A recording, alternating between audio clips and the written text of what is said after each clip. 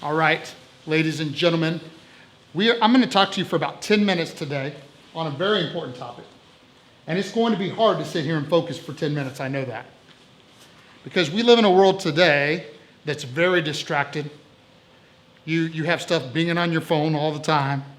You got conflicting priorities. You got all kinds of stuff to distract you. And sitting for just 10 minutes is a long time, I get that. But focus is a superpower. And you guys are developing that power. And if you can focus for these 10 minutes, the lesson that I'm going to give you today will change your life for the better. And I'm not exaggerating. If you can receive, understand, and then apply what I'm going to teach you today, it will help you kids. It's going to help you do better in school. And adults, it's going to help you do better at work. And all of us, it's going to help us do better in relationships and in all of your life. Not only that, but it will give you something that a lot of people are missing right now. The ability to have peace in the middle of a storm. Would you guys like that? Yes, sir. Okay, then let's focus. So with me, focus your eyes. Say, focus my eyes. Focus my eyes. Focus your ears. Focus your ears. Focus your mind. Focus your mind. And focus your body with your legs crossed and your hands on your knees and your shoulders back and your chin up. And your eyes like? Showing that incredible black belt focus. Okay, now you're ready. Give yourself 2 claps. Here we go. So you guys train at Krav Maga martial arts. You know that. But let's talk a little bit about what all this means. Krav Maga, some of you know, is the self-protection system of the Israeli Defensive Forces. The Hebrew words Krav Maga actually mean contact combat. Martial, the word martial, some of you may know, some of you may not know, means of or pertaining to war. And the word art generally means it's an expression of idea, of philosophy, of belief or worldview, right? Generally reflecting the culture in which the art is created. I share that because at Krav Maga Martial Arts, we are all of these. We teach the most practical self-protection system in the world. We are an art that is an expression of our culture. Whereas other artists express the culture through print or sculpture, our culture is represented in our society through the lives of our black belt leaders. And we are a martial art. I am teaching you to wage and win at war. But that doesn't just mean what people think of when they think of war. In fact, today's lesson is about winning the most important war of all. The war that goes on in your mind. The war of, in, and for your mind. And it is truly the most important war that you will ever fight.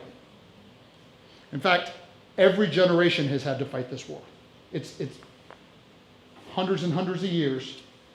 People have waged a battle and a war in their mind against fear and doubt, anger, complacency, other emotions.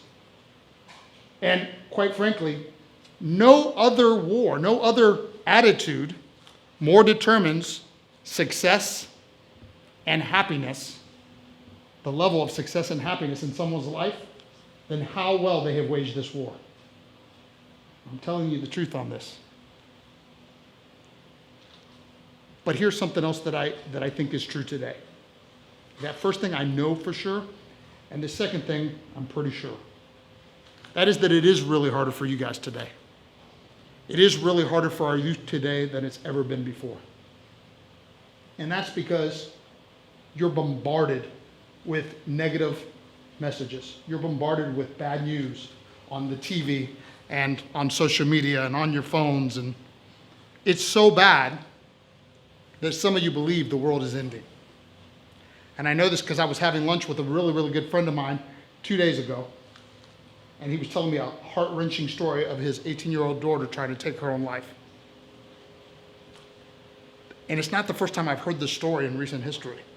I've heard it more times than I care to share here today. Now, the good news, by the way, is She's fine and she's getting better. But the reason I brought it up is because of what she told her father that day. Her father came home, and right after she told him what she'd done, she said, the world is coming to an end, and then she picked up her phone to prove it to him. She showed him what she had been watching all day that caused her to believe that.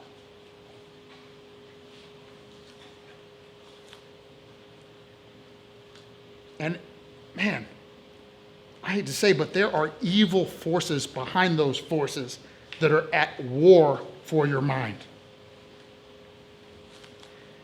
And when we give in to the darkness in these messages, the evil forces win. But there is some good news. And the good news is that because you are students at Krav Maga Martial Arts and in this Black Belt Leadership Program, we will equip you with the tools to win the war. And in fact, I'm going to give you one of the most important tools here today, if you can focus with me a little bit longer. Would you like to learn it? Yes, sir. Okay, awesome.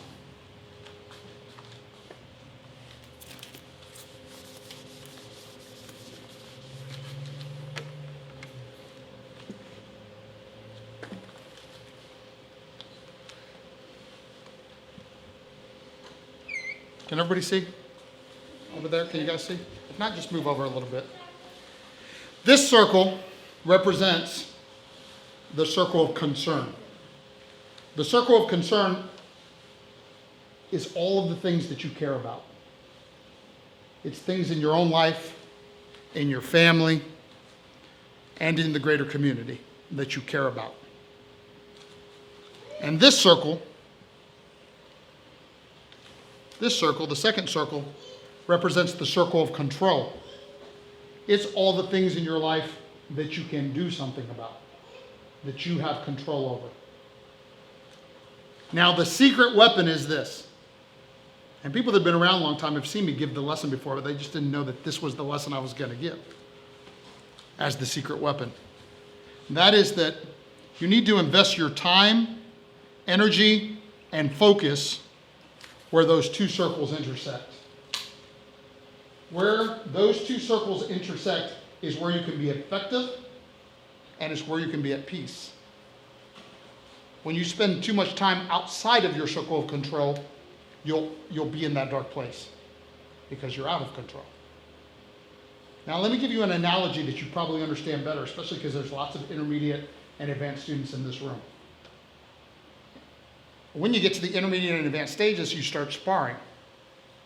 And when you spar, when you go into a match sparring a partner, can you control what your opponent does?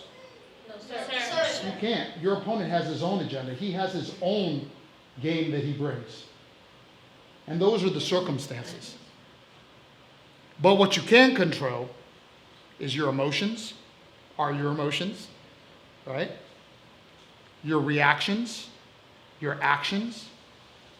In fact, I'm here to tell you that one of the most noticeable differences to me when I look at a beginner, intermediate student, and up to a black belt, the most notable difference when you see a black belt spar isn't that their technique is much better, though of course it is. The most notable difference is the calm and peace under fire. By the time you get your black belt, somebody can be throwing the kicks and punches at you, and you can be moving around and just applying what you have learned calmly. We call it peace under fire, right? Calm under fire. When you can do that, when you have controlled your emotions, your actions, and your reactions, you can control the outcome, or at least influence the outcome. You can't control everything, but you can control some things. And by controlling the things that you can control, you can influence the outcome. But do you understand? Yes, sir. All right, now listen. Like all knowledge, without action is useless. You have to go apply it now. And I know you can do it, all right? Did you stay set? Sir. And thank you very much, guys. Good job. Clap it up, clap it up.